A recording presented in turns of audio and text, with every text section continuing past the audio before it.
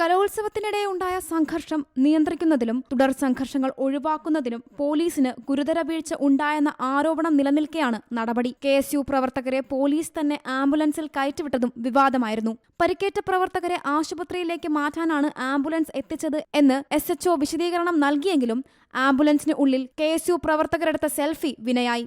ഇതോടെയാണ് പ്രദീപിനെ സസ്പെൻഡ് ചെയ്ത് ഉത്തരവിറങ്ങിയത്. എന്നാൽ നടപടിയിൽ സേനയ്ക്കുള്ളിൽ അമർഷം പുകയുകയാണ്. ലോ ആൻഡ് ഓർഡർ ചുമതലയുള്ള മാള SHOയെ സംരക്ഷിക്കാനാണ് സ്പെഷ്യൽ ഡ്യൂട്ടിക്കെത്തിയ ചേർപ്പ് SHOയ്ക്കെതിരായ നടപടിയെന്നാണ് വിമർശനം. അതേസമയം മാള CI സജിൻ ശശിക്കെതിരെയും സംഭവത്തിൽ അന്വേഷണത്തിന് ഉത്തരവിട്ടു. കലോത്സവത്തിനിടയിലുണ്ടായ സംഘർഷം നിയന്ത്രിക്കുന്നതിൽ വീഴ്ചയുണ്ടായെന്ന പരാതിയുടെ അടിസ്ഥാനത്തിലാണ് അന്വേഷണം. സംഘർഷം നടന്നത് CI നോക്കി നിൽക്കെയാണെന്ന പരാതിയും സ്പെഷ്യൽ ബ്രാഞ്ച് റിപ്പോർട്ടും ഉന്നത ഉദ്യോഗസ്ഥർക്ക് നേരത്തെ ലഭിച്ചിരുന്നു. DYSP തലത്തിലുള്ള അന്വേഷണത്തിന് ശേഷം ഉദ്യോഗസ്ഥർ കുറ്റക്കാരാണെന്ന് കണ്ടെത്തിയാൽ അച്ചടക്ക നടപടി സ്വീകരിക്കാനാണ് സാധ്യത. Zee Malayalam news, Thrissur. ഏറ്റവും പുതിയ വാർത്തകളും വിശേഷങ്ങളും വിരൽത്തുമ്പിലറിയാൻ സീ മലയാളം ന്യൂസ് എല്ലാ ഡിജിറ്റൽ പ്ലാറ്റ്ഫോമുകളിലും ലഭ്യം.